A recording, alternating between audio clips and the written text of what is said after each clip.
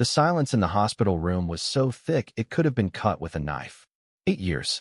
8 long years of unmoving stillness. 8 years of his breath a shallow whisper against the sterile air.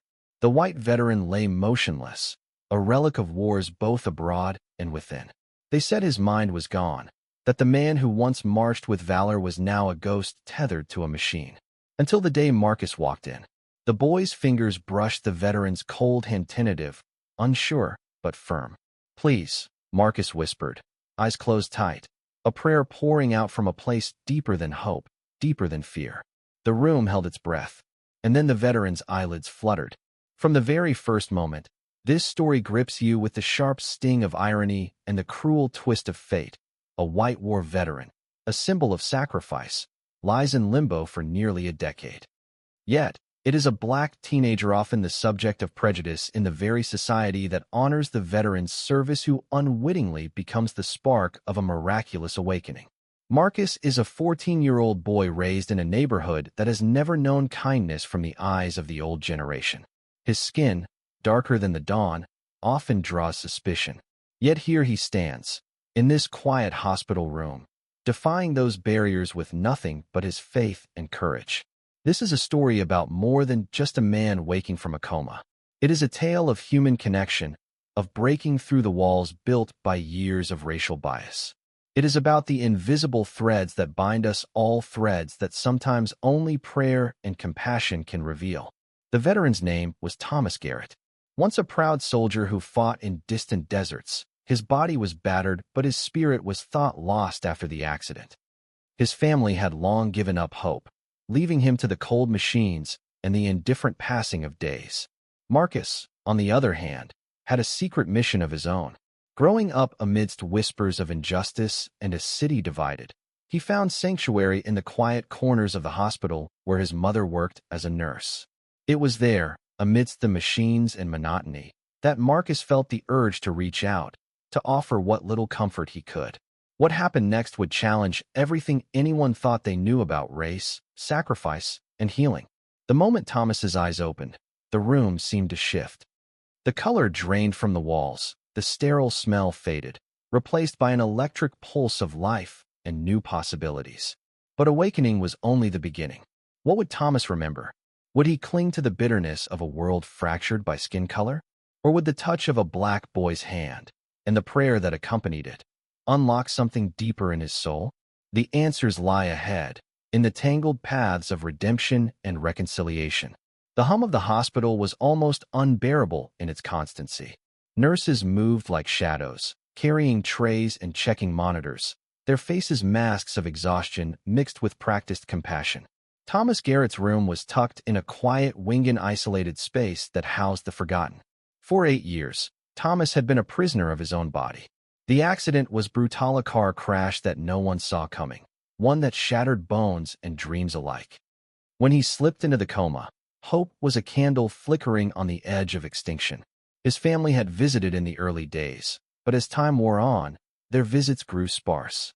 Life outside his room had marched on without him. Holidays passed, children grew older, and friends disappeared. The doctors had said there was no chance of recovery, no signs of awareness. Thomas Garrett was a man lost between worlds. Yet, there was Marcus. Marcus was different. He had seen enough of the world to understand pain, but carried a hope that was almost reckless in its purity. At 14, he wasn't supposed to believe in miracles. Yet here he was, standing beside Thomas's bed, hands trembling but steady as he reached out to the silent soldier. Marcus had heard the stories of a city divided by color and history, where old wounds festered beneath the surface. He had seen the scorn in the eyes of some when he walked down the street. But he had also seen kindness, the kind that didn't need words, only a touch, a moment shared. His mother worked as a nurse on the floor. Often, after her shifts, Marcus would linger, drawn to the quiet presence of patients like Thomas. There was something about the veteran's stillness that called to him. Maybe it was the shared feeling of being unseen, misunderstood. That afternoon, the hospital was cloaked in a strange stillness. The usual bustle of the day slowed, as if the world sensed something about to change. Marcus stood at Thomas's bedside, fingers reaching out like a lifeline. "Please," he whispered, his voice barely audible, "wake up." I'm here. You're not alone. The veteran's eyelids twitched. The nurse on duty froze, disbelief flashing in her eyes. Machines beeped softly, monitors spiked. It was as if Thomas's body remembered how to breathe again. Minutes stretched like hours as Marcus held the man's hand. The room was a fragile bubble of hope. Thomas's eyes opened, revealing a cloudy but piercing gaze. Confusion flickered, then something else recognition. He looked at Marcus, a boy whose skin color in any other place might have made him invisible or worse. But here, in this room, their souls connected in a way that defied history. The days that followed were a storm of emotion. Doctors scrambled to reassess the veteran's condition. Family members rushed back, stunned and overwhelmed.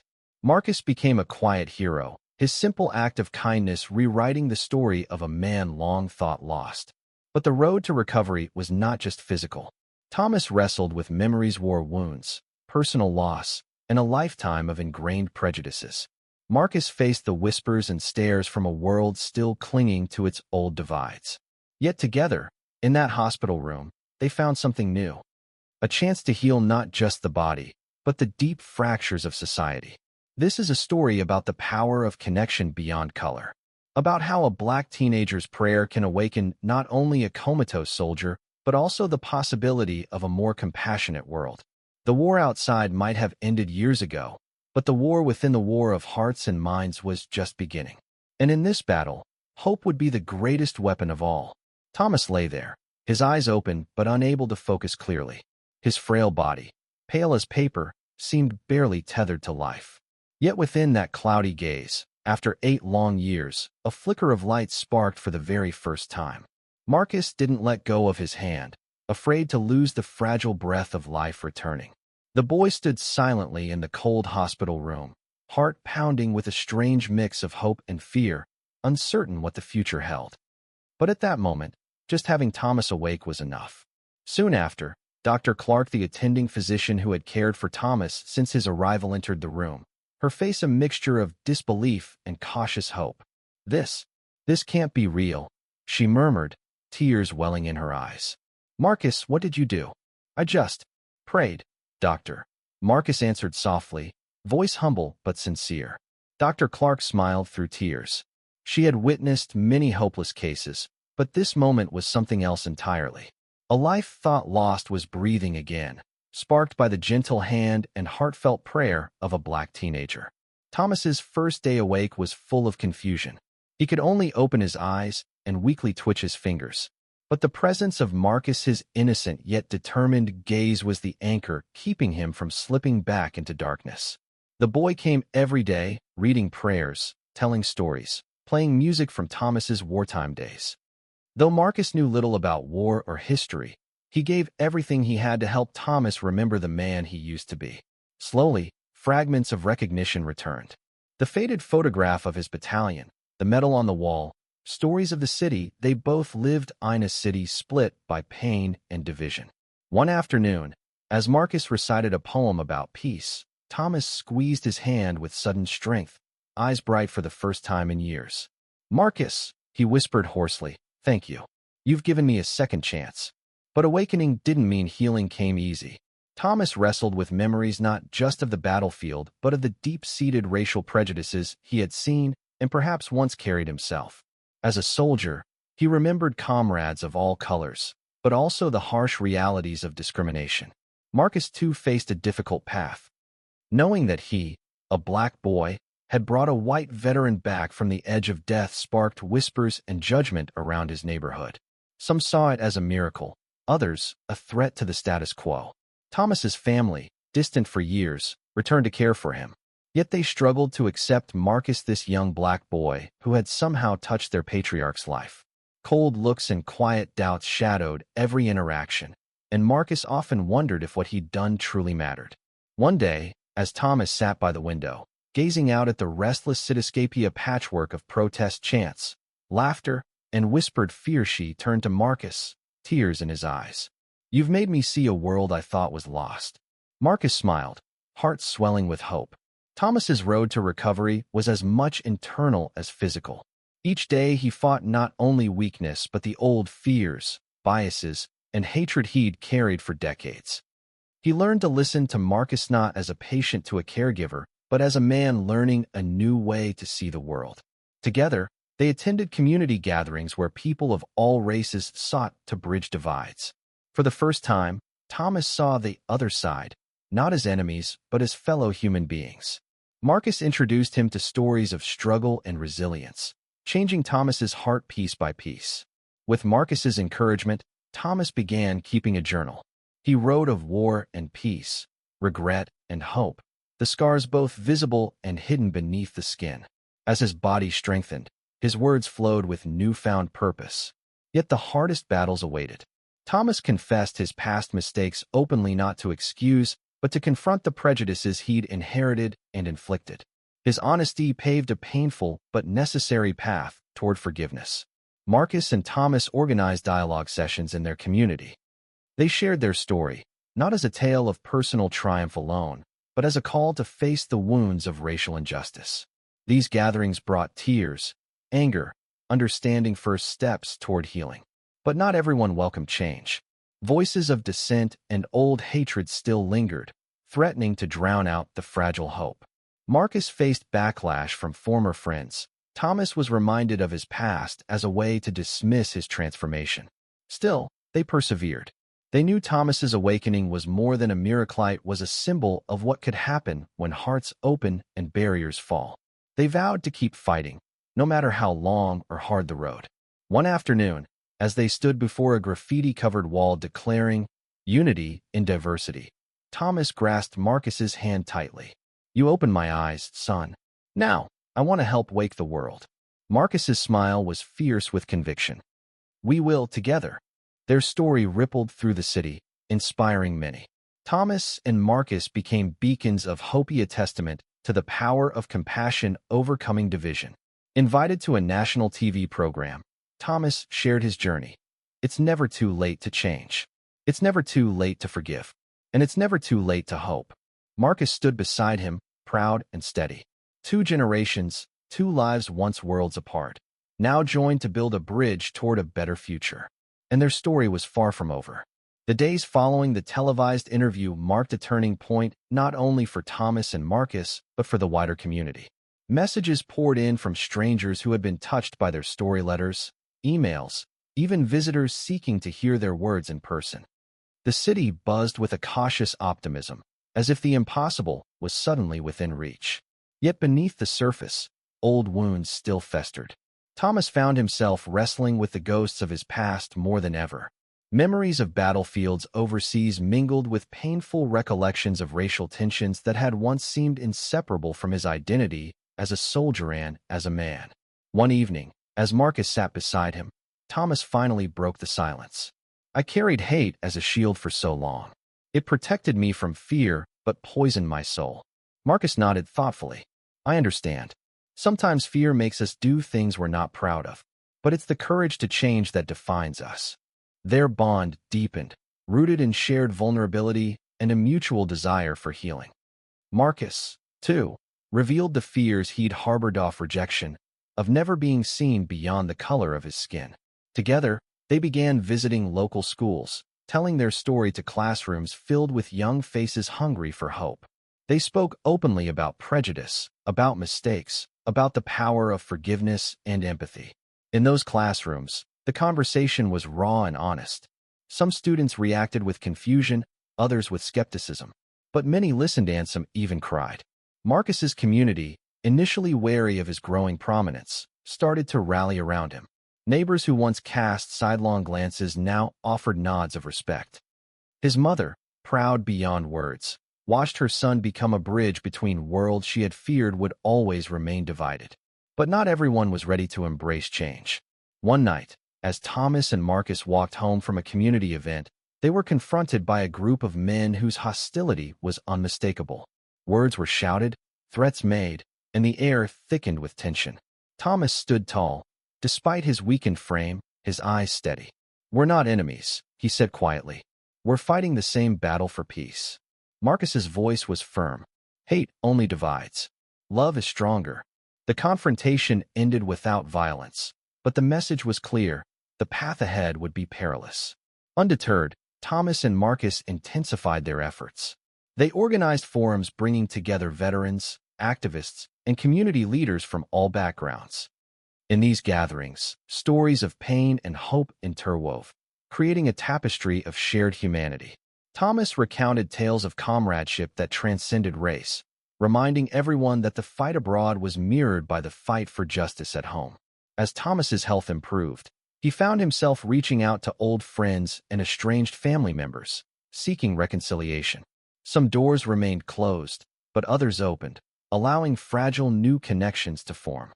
Meanwhile, Marcus began training as a youth mentor, inspired by the difference one act of kindness could make.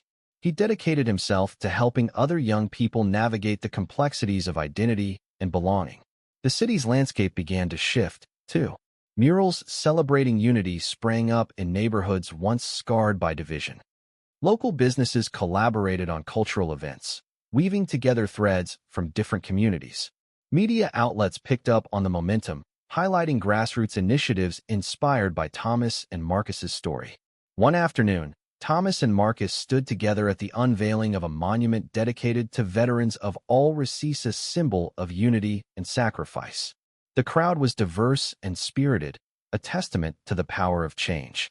Thomas's voice, once weak, rang clear as he addressed the gathering. "We are stronger when we stand together. Our differences are not walls, but bridges." Marcus smiled beside him, eyes shining with pride and hope. But the journey was far from over. The legacy of prejudice did not disappear overnight, nor did the scars it left on individuals and communities. Both Thomas and Marcus knew the work required ongoing courage, patience, and love. They continued to walk side by side, teacher and student, veteran and youth, reminding everyone that awakening is only the first step. One evening, as the city lights flickered outside his window, Thomas reflected on how far he had come. From the depths of a coma and the shadows of hatred, he had found a new purpose in life: to heal, to forgive, and to unite. Marcus, sitting nearby, reached out to squeeze his hand. "You saved me just as much as I saved you." Thomas smiled, the weight of years lifting from his shoulders. "No, Marcus. You saved us all."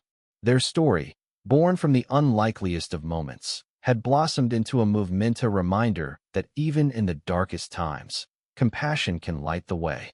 And as long as there were hands to hold and prayers to offer, hope would never fade. Months turned into a year, and the story of Thomas Garrett and Marcus grew beyond a personal miracle, became a beacon for a city hungry for change. What began in a quiet hospital room transformed into a movement bridging generations and races, reminding everyone that humanity's deepest wounds could be healed by empathy and courage. Thomas, once trapped in silence and shadows, now stood tall as a living testament to redemption. His eyes, clear and steady, reflected a man reborn not just in body, but in spirit. At a public gathering commemorating Veterans Day, Thomas spoke with the voice of a man who had seen the worst of war and the best of humanity. "We fought battles on foreign fields," he said, "but the hardest fight is the one inside us, the fight against fear, hate, and division. Today, I stand here not just as a veteran of war, but as a soldier for peace and understanding." Beside him, Marcus stood proud, not just as the boy who prayed beside a comatose man, but as a young man who dared to believe in a better world. The crowd was silent, moved beyond words.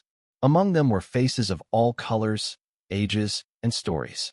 Tears streamed down cheeks hardened by years of struggle. Applause erupted, not just for a man awakened from a coma, but for the awakening of a community. But the story's greatest moment came quietly. One evening, after the crowds had dispersed and the lights dimmed, Thomas reached out to Marcus and said, "You gave me life again. But more than that, you taught me to see the world with new eyes." "Thank you, son." Marcus smiled softly. "You gave me hope too, Mr. Garrett. And together, we've shown that even the deepest divides can be crossed with a single touch and a prayer." They sat together in the fading light, hands clasped, hearts full. The world outside remained imperfect. There were still battles to fight, still prejudices to break down. But Thomas and Marcus had sparked something that no darkness could extinguish: the enduring power of compassion. In a world so often divided by color and fear, Their story was a reminder that the human heart is stronger than any barrier. That day, a White War veteran awakened from an 8-year coma, not just to life but to a new beginning. And it was a black teenager's hand and prayer that brought him back. Because sometimes, the greatest wars are not fought on distant battlefields, they're fought in the spaces between us. And sometimes, healing begins with the simplest act, holding a hand. Thank you for listening. If you find it interesting, please like and subscribe to follow the next stories.